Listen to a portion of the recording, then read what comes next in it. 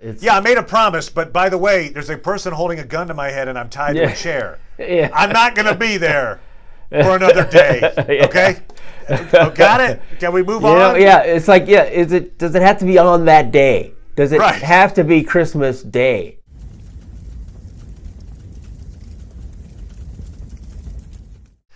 Hey, Internet, it's Paul, it's Matt, the Dork Lords. We are here talking about Hawkeye, Season 1, Episodes 1 and 2, Never Meet Your Heroes, and Hide and Seek. We open Episode 1 with an awesome flashback to the Battle of New York, 2012. A young Kate Bishop is rescued from the Chitauri by Hawkeye, but her father is killed in the wreckage from the invasion, though he is conveniently killed off screen. Put a pin in that one. All right, anyway, we end Episode 2 with Clint and Kate captured by the tracksuit mafia. Clint, intentionally so. And it appears they're about to be interrogated by Echo, a character who is scheduled to have her own Disney Plus series. But there we go. Boom. Credits. Boom. What's going to happen next? Paul, before we launch into other stuff, what did you think of the first 2 episodes of Hawkeye? I enjoyed them. It's interesting to learn about the characters in the comics since I'd never read.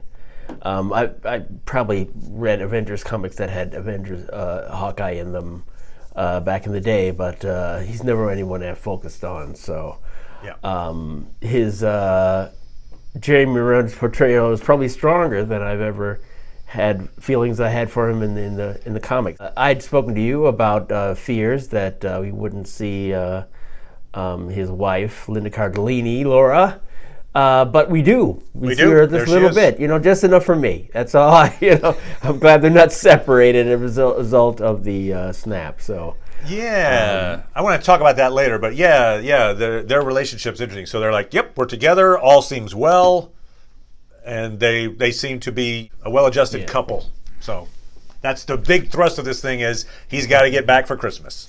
Oh. Yeah, but, I've found Haley Steinfeld very enjoyable in many works, and so here's yet another one where she's doing a fine job.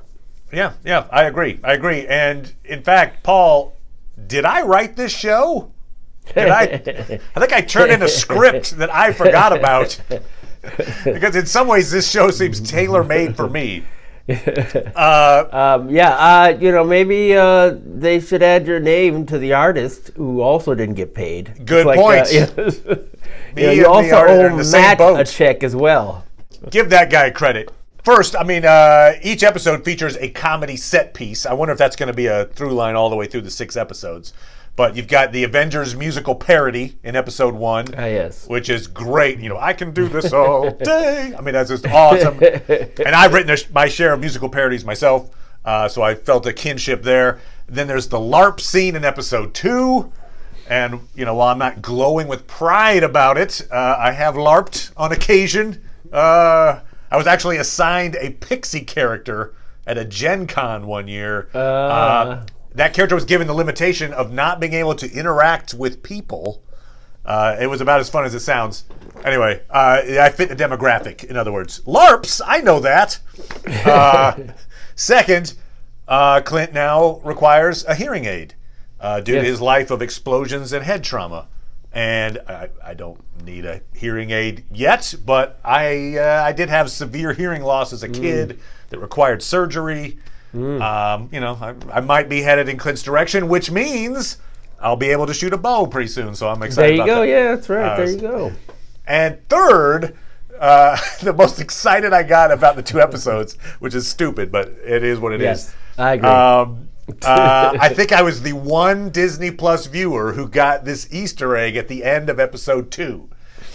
You could probably watch the end credits and they tell you, but I didn't need the credits, Paul. My favorite band in the 80s and 90s, far and away, was Depeche Mode. And when I heard the song that Echo is listening to through the vibrations, I instantly recognized it. It's a B-side, deep-cut Depeche Mode tune, but it's my favorite Depeche Mode instrumental. Quick side story. Used to have a terrible job. Pre the one we've got now, Paul. Different terrible job. Different terrible current one. And I was basically overwhelmingly unhappy at this job.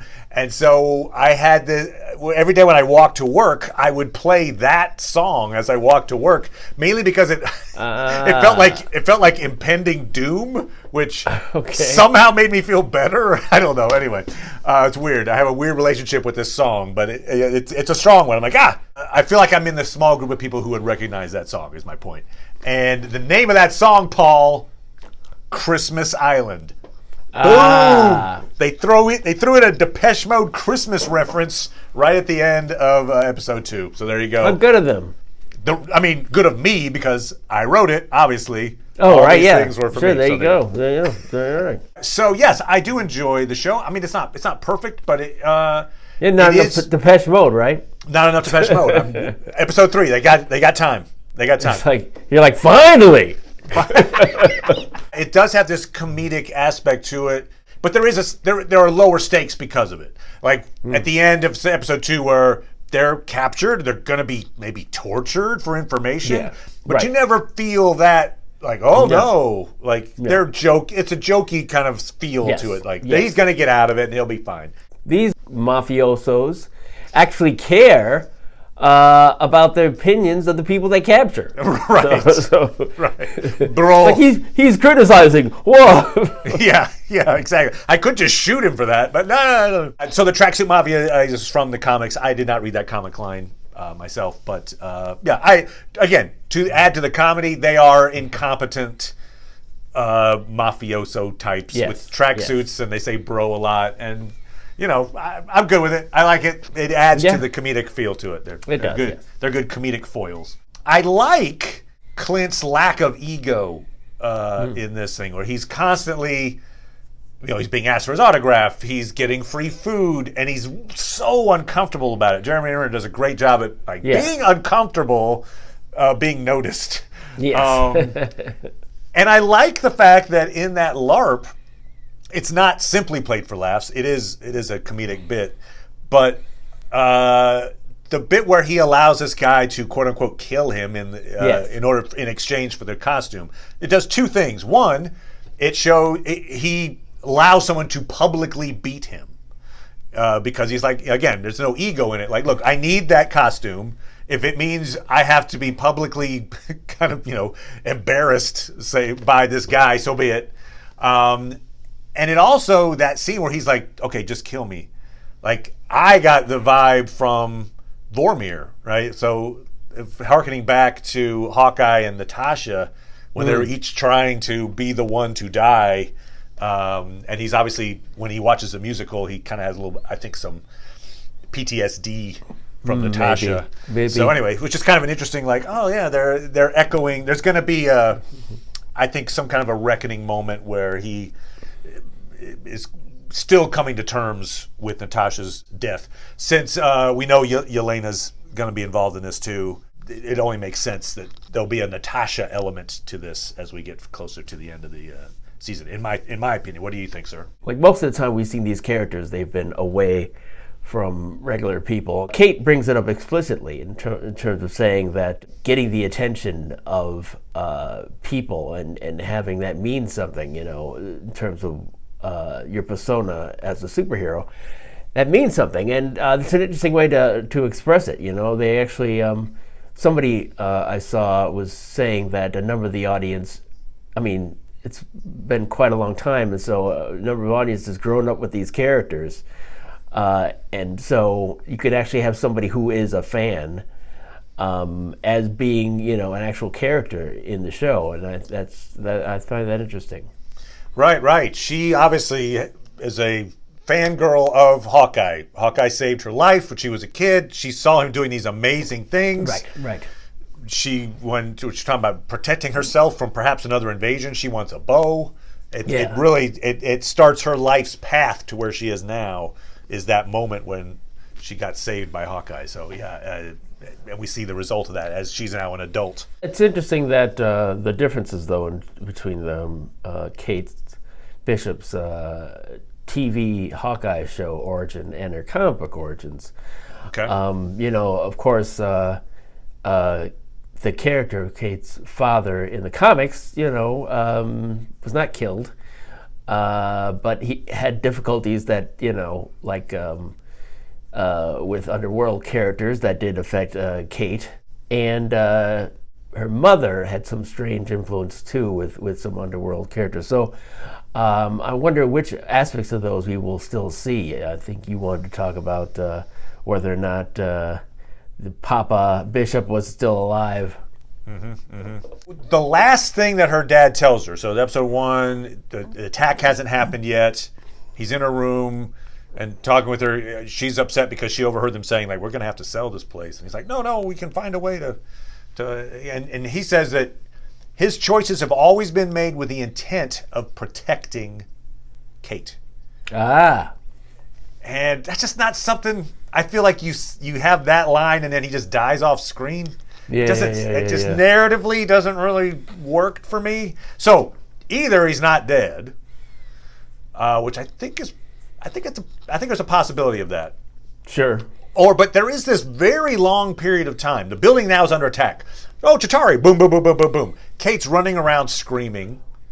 Her mom and her dad were apparently both together downstairs, whatever, in the study or whatever it is, and they're not coming up. Now, maybe they're trapped and they can't, but they're not calling out for her. There's no communication, and it's just a little kid terrified by herself. And then finally, the mom shows up and is like, "Oh, we got to get out of here." Yeah. I feel like we're going to see in the next 4 episodes. We're going to see what happened in that room. Oh, sure. With the mom and dad, like they're together, they're talking about how are we going to make ends meet. Boom, boom, boom, boom, boom, and then something really pivotal happens in that moment. Either dad dies, like sure. surface level, they have a funeral for him, so that's what we're led to believe. Maybe he's mortally in danger and she decides to let him die.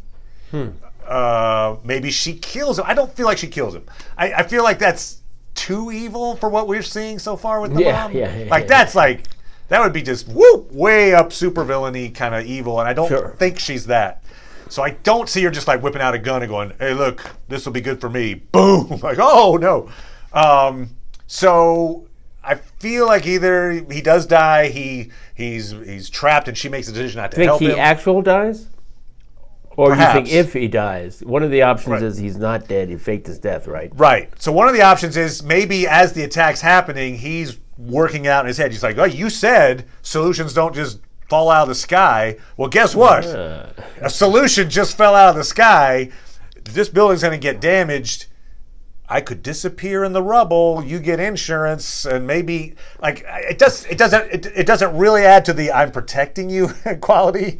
But maybe there's a protection angle. If he didn't get kicked out of that apartment, well, maybe they did though. But if he ensures their financial stability, right? He ensures their financial stability, and maybe there's an added layer of he's a connected guy, and maybe he was in trouble. With and so like he was worried that his family might get used as hostages or like collateral damage, and now they won't because he's gone. I don't know.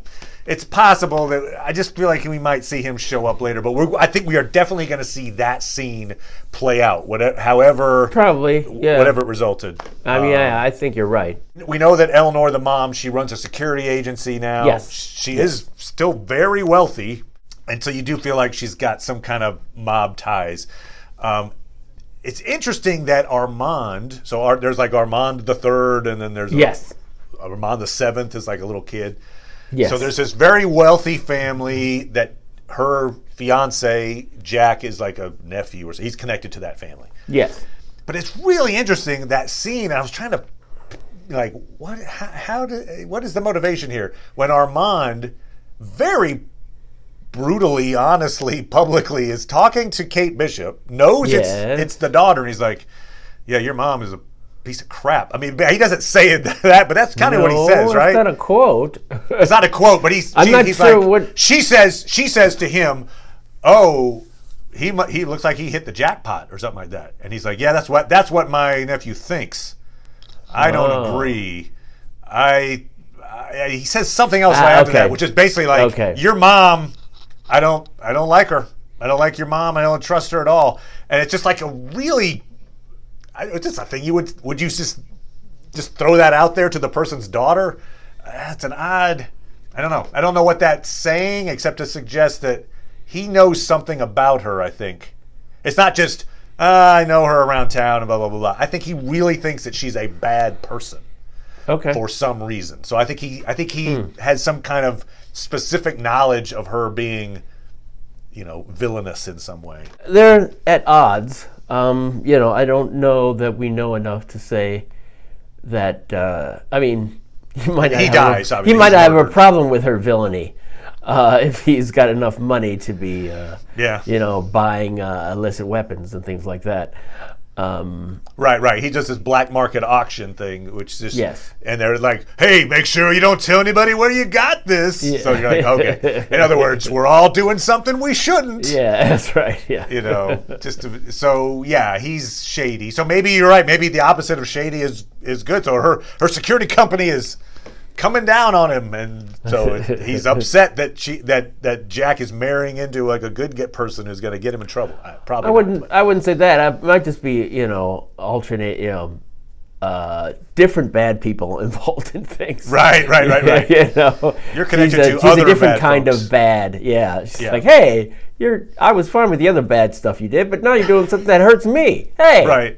And there's the theory that Kingpin may be showing up later in this, which would kind of make sense with this all the different mob ties in New York.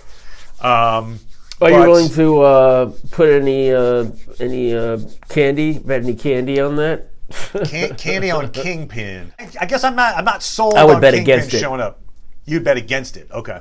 But not enough. There's only 4 episodes left, right? So it's yes, not. That's true. This is not if this was a 10 episode thing, I'd be like, yeah, he'd probably show up. But the main plot line is Hawkeye's got to resolve this issue and then get back to his family by Christmas.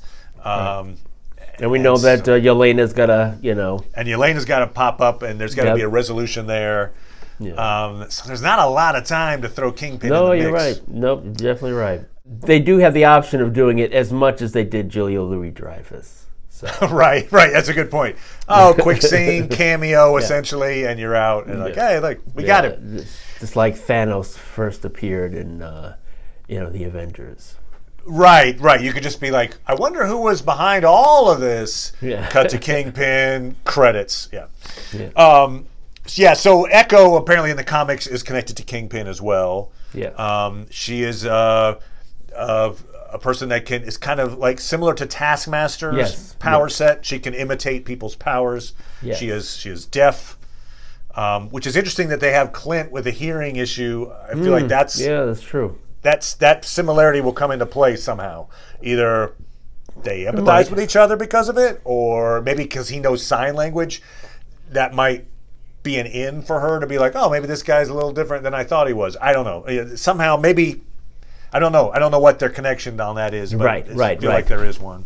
Of course, we've got this Jack Duquesne character who is the swordsman in comics, and they obviously play it up. He's very good at fencing, for instance. Yes. And he's trying to collect the. I guess he successfely gets. He successfully gets the Ronin blade. Am I wrong? Yeah, not by. Not by buying it. No. He walks away with it, and it's yet to be revealed if that's the weapon that killed his uncle. Right.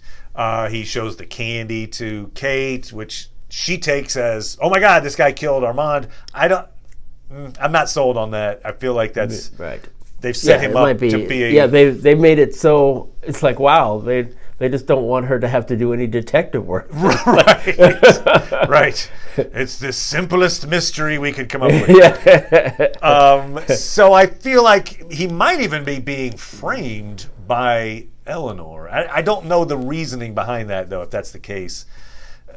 There's a money angle, inheritance-wise. Maybe because Armand, the older Armand, was objecting to their union. I don't know this in terms of framing. I mean, you really have to be it seems that it's framing for the audience and for Kate. Right. You know, Yeah. and how would she even know that Kate saw the right, exactly, yeah. And also too, she's like, she was like, okay, you know, boyfriend, here, Jack, take some of this. That's out of my uncle's thing. Yeah, that's okay. I want you to have it, but give it out. Kate really likes it. She really loves those old people candies. She'll like you more if you give it to her. You want to win her over, don't you? That's a really long con for very little payoff. It's like, first I said, I don't want you to sword fight, but later on, I want that. I definitely want it. I'll stand and watch. Yeah. What do we think is the impact of this Ronin costume? Now, so obviously, the Ronin costume is the big MacGuffin of this piece so far. It's like, it was up for sale. Somebody, the tracksuit mafia broke in, not to steal it. They were trying to steal a watch, an Avengers watch, which is another MacGuffin. Sure. That's going to come into play later, I assume. Right.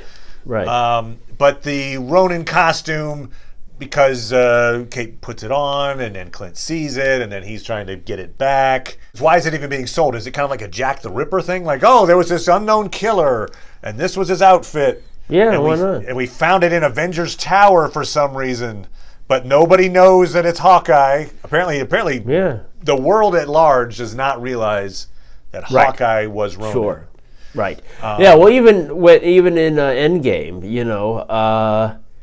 Rhodey was saying, like, I know where he is, but I kind of don't think that he's doing anything really bad. It's like, he was sort of like, maybe some of them people should be dead. I don't know, Right. He's Dexter, essentially, right? I mean, he's like, vigilante justice. These guys need killing. Yeah. It's just interesting what the metaphor of the costume is in this show. I think it's maybe it's Clint putting off his past. Like, that costume represents who he was. He is no longer that person, but the costume is still somehow following him around a little bit or something. I don't know, that he can't shake that reputation, perhaps, even amongst himself. We get the feeling that his wife does know that he was Ronin. Yeah.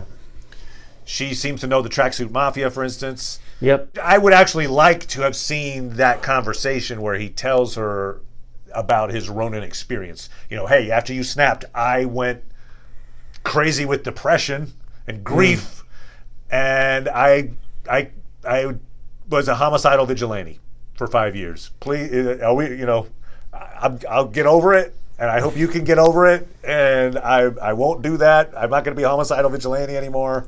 But just know that I was. I don't know, like that. I'd like to see them adapt, like that relationship grow in that way, to be like, look, I'm not going to hide this from you. I'm not pretending that I wasn't that guy.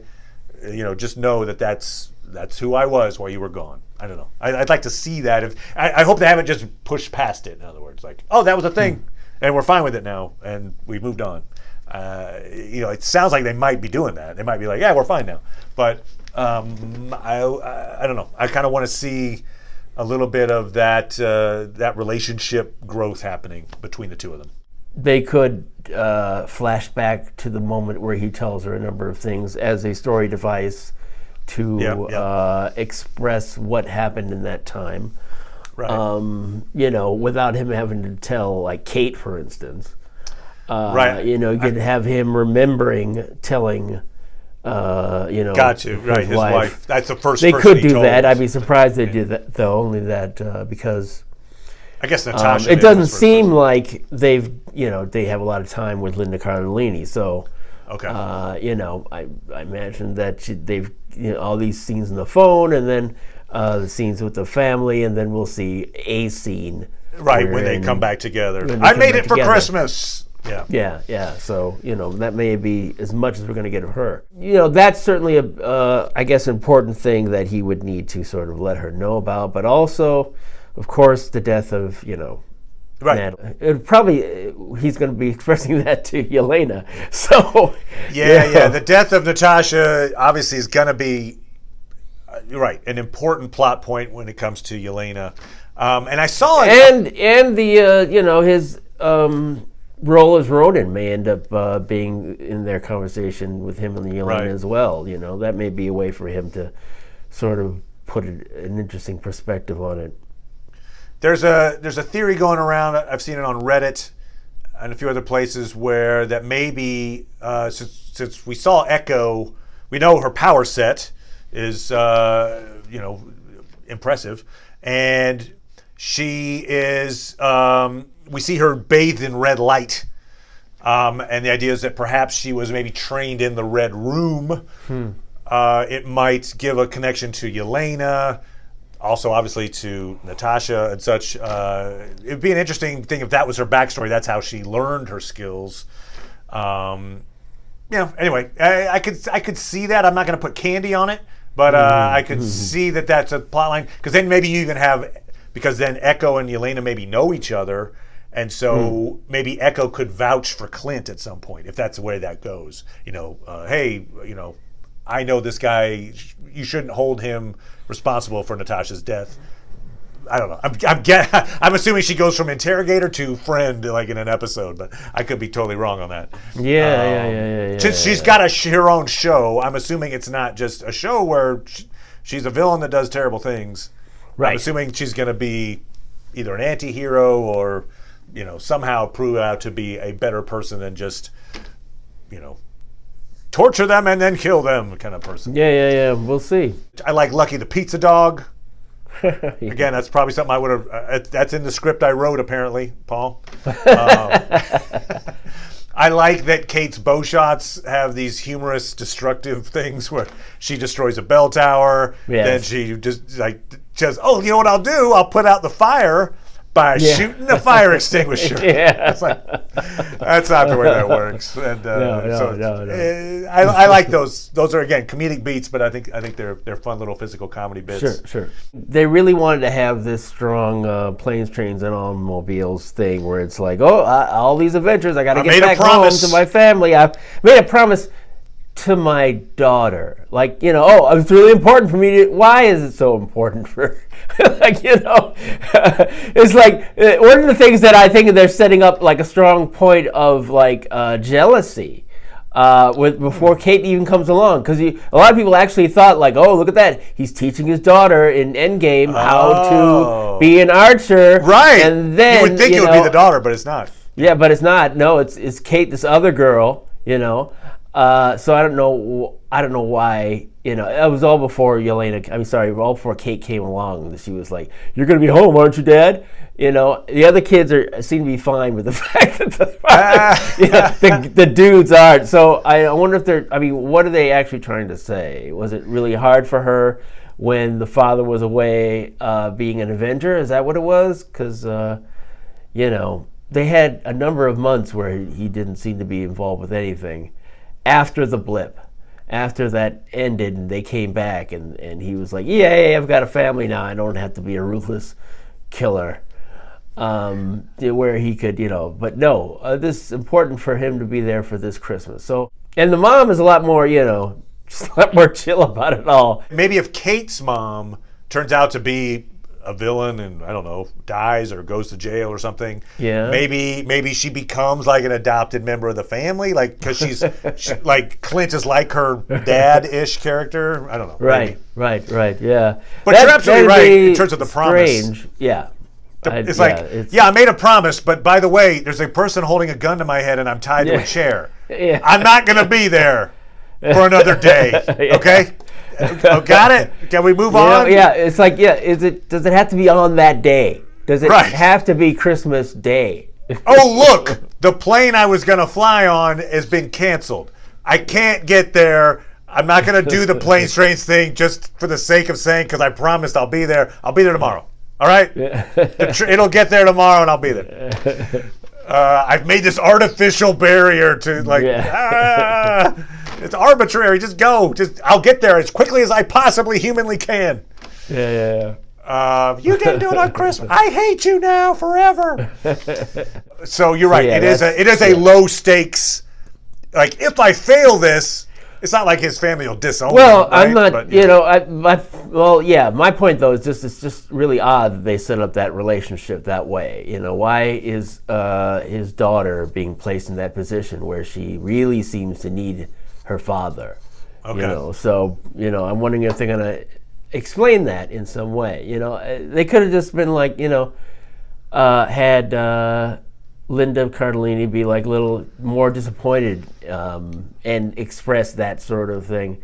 He could have been promising her that I'll be back, but no, it was the daughter who, they separated too, where the boys, or at least the older son, thought like, oh yeah, I put me in charge, haha. But okay, but actually, you're in charge. Yeah. Yeah. They're really separating her character for some strange reason. I'm not sure why. One possibility just might be that they're showing that Clint, has a good relationship with his daughter, and he could be a father figure too, perhaps. I don't know. But you're right. You're wondering where that's leading. And also, it's interesting too the contrast between the character of Clint Barton and in the comics, where he's got no family in the comics. He's a bachelor, but here he's someone who's set up as somebody who is a father figure. So it's interesting. I'm actually going to be going on vacation for the first one in a while, but for Christmas. So we're going to be. You better be back. You better be back after Christmas. Paul, I promise you, I'll be back by Christmas Day. I swear it. So yes, exactly. But anyway, so we're gonna. I think we're gonna do is, since we're already talking about 2 episodes in one recap, I think we're also gonna do 3 and 4 episodes 3 and 4 in one recap, and then I think I'll get back in time for us to then do like 5 and 6 in a recap. So that's how we'll be doing that. Holidays, everybody. The holidays. I gotta go and get kidnapped by the Tracksuit Mafia and throw a Molotov cocktail. It's gonna be great. Yeah. I'm excited. We've got a lot to do. Yeah. So anyway, thank you, Paul, as always, good sir. Sure. And we'll talk to everybody next time. Bye, everybody. Bye.